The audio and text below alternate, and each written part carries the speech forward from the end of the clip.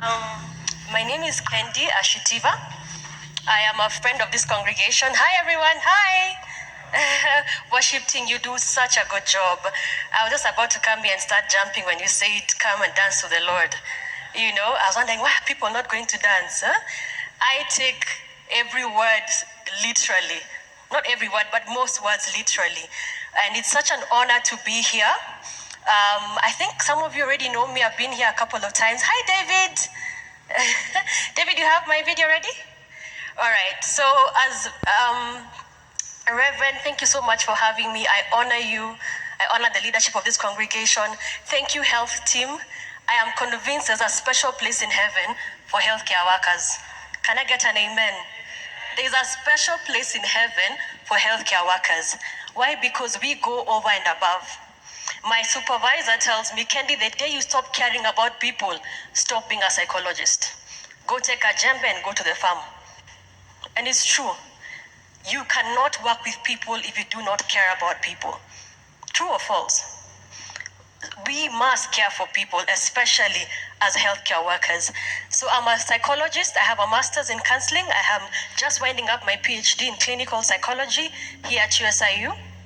I'm working on my dissertation, and my topic of research is the impact of childhood trauma on marriages.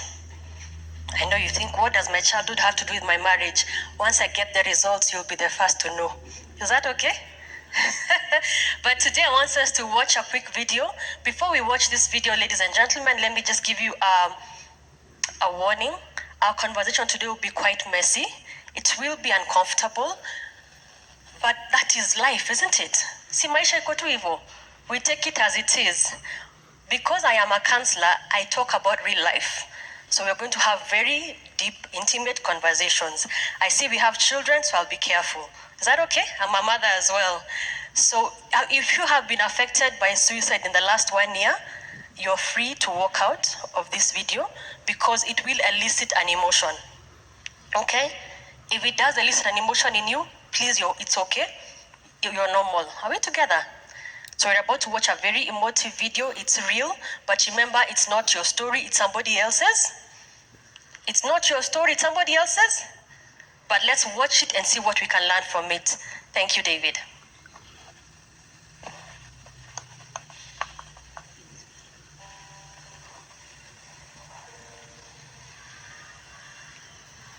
How do you bury your son?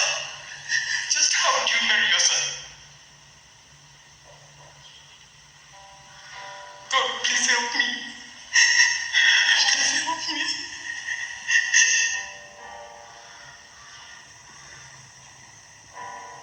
Like you to know her. Her name is Kendi Asitiva. She's the co-founder of Niskize Counseling Company.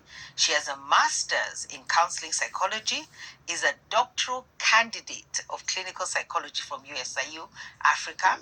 She's doing her doctoral dissertation, I loved this, on the impact of adverse childhood trauma on the quality of marriages, a study of married couples in Nairobi County, and she hopes to use the findings of her study to improve her practice with couples looking to get married or those who are already married to help increase their level of marital satisfaction. Kendi is married and has 2 children. Wow. Wow, wow, wow, Kendi. That's a lot. I mean, my mind is everywhere. But maybe you can look into that camera, greet my guests, and tell them what you want them to know about you. Hi, everybody. I'm so glad to be here, Angie. Thanks for having me. You're This so lovely, welcome. lovely day. Really, I'm in the business of healing. I am in the business of renovating people's lives. That's amazing. You bring me people that are broken, busted, disgusted, run over, things coming out, and my work is to put them together. I love my job. Very tiresome job. It has a lot of trauma and a lot of pain. I mean, I cannot tell you the length and breadth of the hearts of men, but it's the greatest honor of my life to deal with people. I love it. And so yeah, that's basically that's the academic version. I love it. This is academic, but I love that healing and renovation. The healing I'm in the healing business. I'm in the people business. I'm in the business of renovating people's lives. That's amazing. Same way you're given a rundown car, a rundown house, and your work. You know how they do before and after. Yes. My work is to find what's good in this person. What can I work with? Wow. And it is my work to find what's good in even the worst of people. That's amazing. But let me take you a little bit back. Why did you start? Why would you go into this kind of work? I think the work comes to you. Previously, my first degree was in Bachelor of Science Chemistry. Back in the day, chemistry. Imagine Wait if I don't go too fast.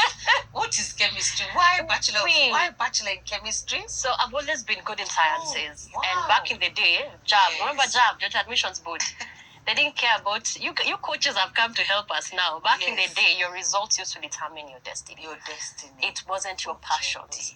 So because I was smart in math and science, I wanted to go into medicine. I knew people were my thing. I knew people in science were my thing. But back then there was no psychology because I'm not as young as you imagine. So back then psychology was really almost not there. Yeah. So medicine was my first choice, but I missed it by I think 2 or 3 points. And I went to my parents, I'm like, you guys, please just pay for me, para. They gave me a look of, even You you've are got good jokes. too. You've got jokes. So they said, no, whichever degree you're called, go and do it. Go and do it. So a letter came from the Commission of Higher Education and told me, you go and do chemistry. I hated it. I cried a river. I was like, Mommy, I just want to do medicine. Because I need people. I want people. But then they're like, Shoriako, we can't afford it. So I was in Mo University. For 4 Check for Ilel, Uko inside where the bus stands. That is where my school was. I did it for 4 years. I worked in a lab for 4 years and I almost burnt down the lab. You worked in a lab for 4 years? I worked in a lab. Evidence I have not made for non-living things. Oh my goodness, I love that. I see evidence I've not made for non-living things. You are made for the living. I was made for the living. By the time I was leaving the lab, I had caused a fire. There was a fire. A proper fire. Motor, not unintentional that just an accident. happened. You know, Really? nature conspires to kick you out. I like that as well. Okay, Angie. So 4 years of the degree, 4 years working in the lab. Yes. What? So is it the fire that caused the transition? The fire. Then I had my son, and I told my husband, I woke up and told him I can't do this. This is not my thing. I may not know what my thing is, but this is not. But this is not my thing. I'm But that's a good smart, place yeah. as well. I love what you said. I love that because you're saying I may not know what my thing is, Yeah. but this is not my thing. So that's a good place to come to, I think, as people, that you may not know which way you're going, but you know that this is not what I need to be doing. Okay. Absolutely. I knew this is not my thing. And so I went home, I resigned. They were very happy to let me go. Really? People around you know. They know. Oh, that is so powerful. They know that you're in the wrong place. Yes. That this is not where you're meant to be. Yes. Wow, Kendi. People around you can tell They know. you're forcing. They This is let not your you thing. go. They said But bye. they are too nice to tell you. But if you ask, they'll tell you. Oh. But there's always feedback around you. This is not your area. Una struggle. Even let's just make it basic. There are times you do your nails and you can tell this nail technician is struggling. Yes. There are those who just want to stroke and there's excellence and there's they're not struggling. You can tell this one is doing it for the money, but it's not their thing. Yeah. So But also for you, I think you're blessed that you had a husband, because some people also, they are single mothers or they're in single situations and maybe they feel like there's no one else, even if at least you had a husband to go and say, like, I don't want to do this, and then I guess he supported you in it. Some people don't have support, but what I say about that, then you can create a plan.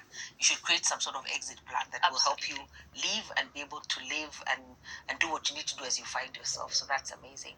So what happened then after that? So you went into... No, I stayed home my whole year figuring myself out. Okay. Because your spouse is not God. They don't necessarily have all your answers.